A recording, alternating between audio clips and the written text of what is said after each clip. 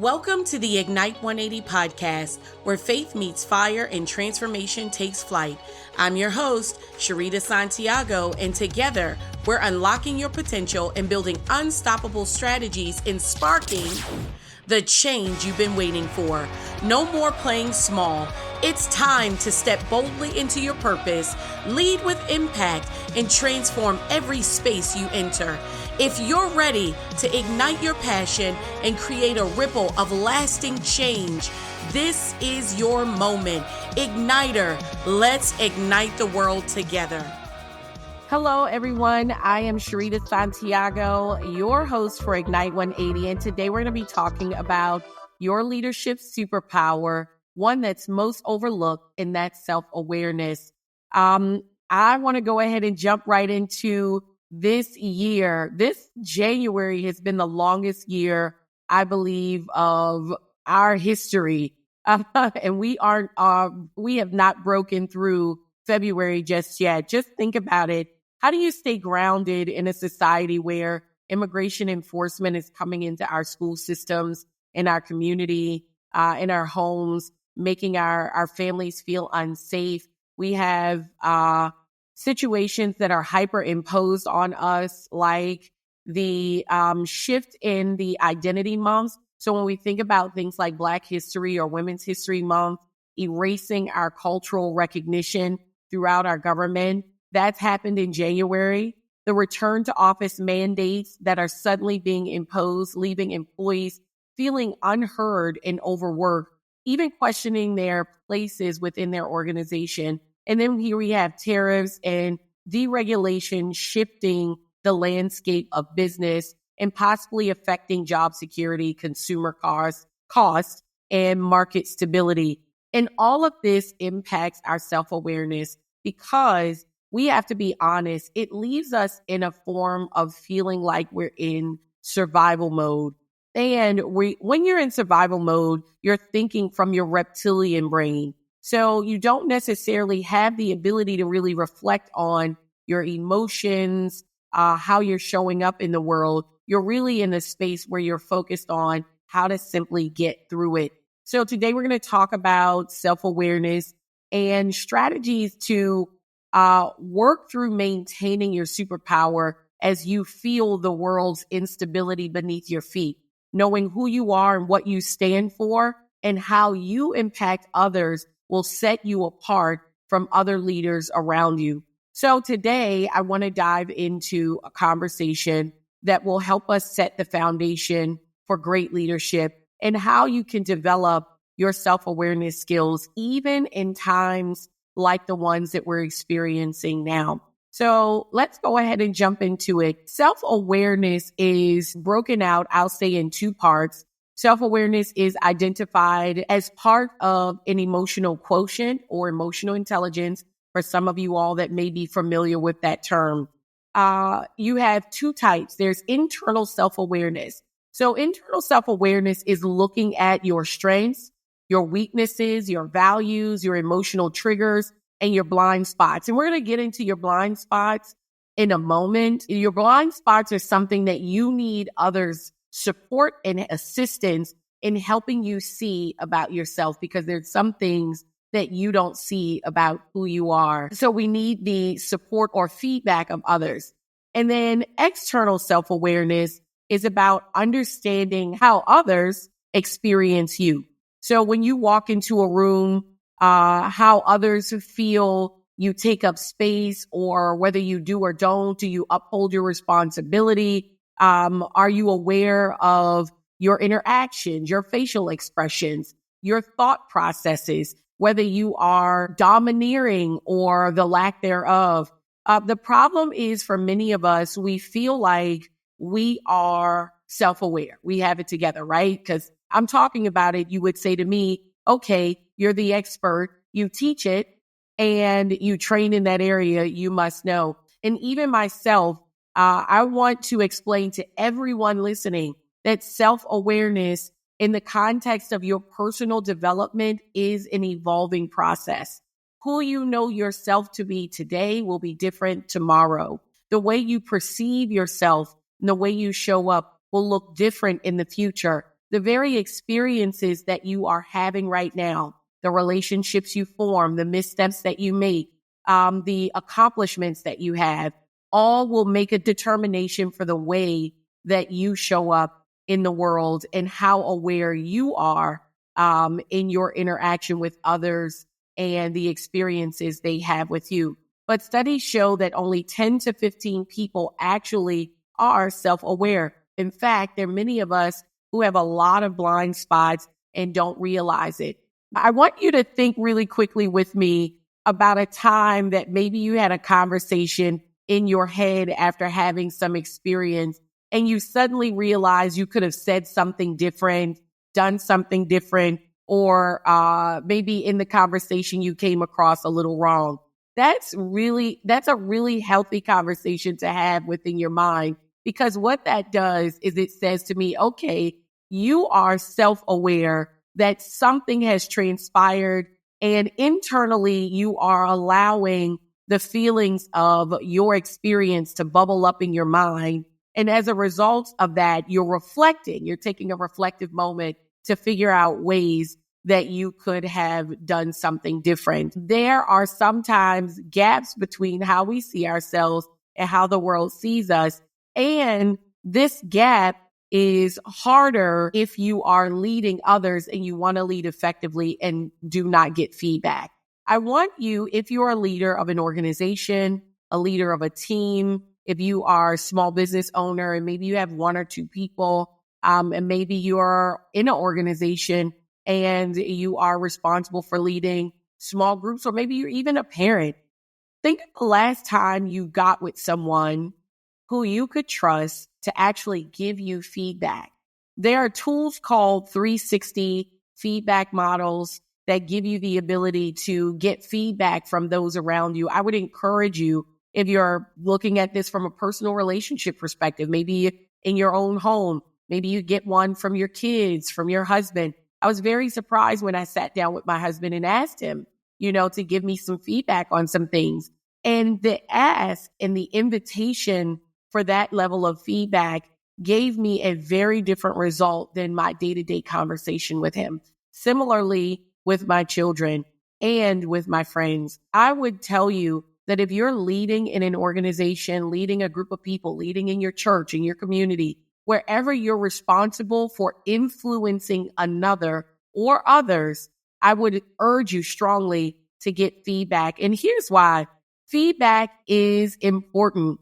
Your self-awareness is important as well. So it matters, and you should care, because self-awareness, first and foremost, is the foundation for better decision making. When you understand your own biases, your emotional triggers, your thought patterns, you make better decisions from a place of clarity and not reaction. We oftentimes are leading from a space that's more reactionary and not proactive. The proactive stance is what we're talking about today. It is taking the time to recognize that, hey, I may have a preference for this, or I have a bias toward this, or, people showing up late is an emotional trigger. Well, you can respond and say, you're late, or you can respond in a proactive way to give a proactive approach, because you know that that's your emotional trigger. The second is a foundation of self-awareness is it builds stronger relationships. So self-awareness builds stronger relationships. Again, whether this is business, friendship, family, maybe acquaintances within your circle, people who are often self-aware communicate better. They communicate better. They have a better ability to navigate conflict and are effective in building trust. This is something that's vital to the lifeblood of who we are. And again, as I mentioned earlier, if we're finding ourselves in a state of fight or flight, we may not be thinking about any of those, because that's a version of who you are in your shadow self.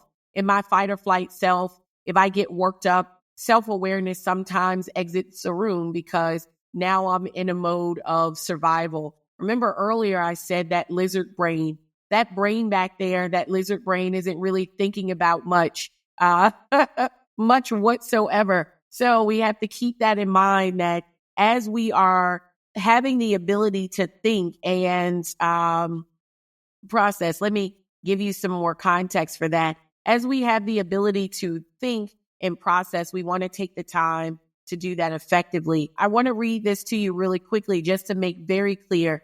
So your lizard brain is part of the brain which is primitive. It is a non-rational self-interest behavior which is attributed.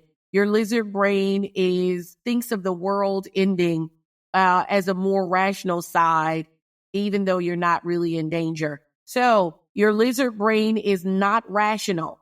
The thing that's back here is not rational. So when we talk about all of the things I shared in the beginning, the fight or flight, the stress mode, that shadow portion of yourself, that's your lizard brain turning itself on, and your rational brain, this self-awareness that we're talking about, turning itself off. So we want to make sure that we know the difference, that if you're in a crisis and you're running out of a home, you may not be as self-aware because your mind is going toward survival. Whereas when we're in an office on a day-to-day basis, we're less likely to be in a form of danger unless you're in a high-pressured environment. And again, being self-aware of that is important.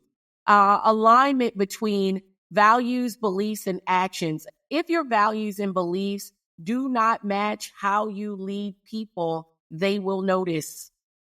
If your values, beliefs, and actions do not match how you lead people, they will notice, and your trust as a leader will erode. So what do I mean by that? I'm simply saying that if you think about it as nesting dolls, in the center, you have at the very base your values.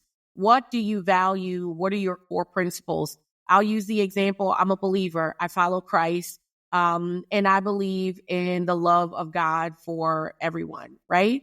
So if I believe in the scriptures and the love of Christ for everyone, then as a result of that, that as a value, then in my belief, I'll show that in my actions, my engagement with others. It shouldn't be contrary. So if you're a leader who says as a value, belief, and or action, I think you need to be on time, but you're consistently late. I think that, we need to clarify these particular roles, but you fail to do that for your team.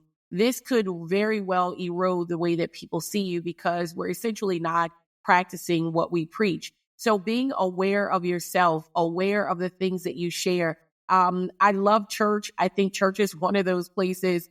I look at it like a massive schoolhouse. It's one of those places where you have an opportunity to hear the values and the beliefs being espoused in the space as the word is coming forth. But then when we look at one another, are we actually living those things out? This is something that we have to take into consideration as we lead.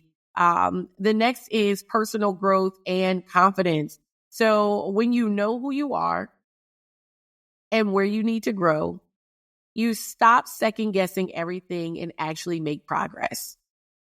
When you know who you are and you know you need to grow, you stop second guessing everything that actually makes sense toward your progress. So when we think about confidence and personal growth, we want to recognize that dismissing criticism, no matter how hard it is, if you're leading, leadership is isolating. You can be a leader and feel very lonely in your leadership, feel like you're trying your best and your best is not enough. You find yourself giving of your resources, your time, your efforts, your energy, and to be met with something like criticism, though we call it criticism, it might be feedback, but to be met with something that you feel is criticism can easily be dismissed. You can easily blame others, refuse to adjust. And as a result, you won't have the progress you're looking for, and you lose the trust and confidence of those around you. Some of the best leaders that I know that I've experienced not only give feedback, but they seek it. They look for feedback, they reflect on it, and they reflect on the feedback to make changes. Now, everything that someone has to say is not going to be reflective in your progression forward. However, if it is something that is necessary for your development, you want to consider it. I heard someone say you can eat the meat and spit the bones, but sometimes you all can't tell the difference between the meat and the bones. So you eating everything and swallowing up some of the wrong things. So for those of you, if you're self-aware that when you receive criticism or critique and you become critical of yourself, that's a point of self-awareness. And you might want to ask yourself, why am I so hard on myself? Remember, we talked a bit about your vision, talked a little bit about shame. And some of the reasons I dig back on those things is because when we begin to self-talk, when we get critique, it may be something internal that we need to investigate. So the goal here is not to knock you, leader, but it's to keep you effective. The one thing that I'd like to do as I come quickly to a close is I'd like to help you understand how to further develop your self-awareness. So if you actually want to improve self-awareness, I'm going to give you 5 areas to start with. So the first is identify your core values. What matters the most to you? What standards do you live by? What values do you hold?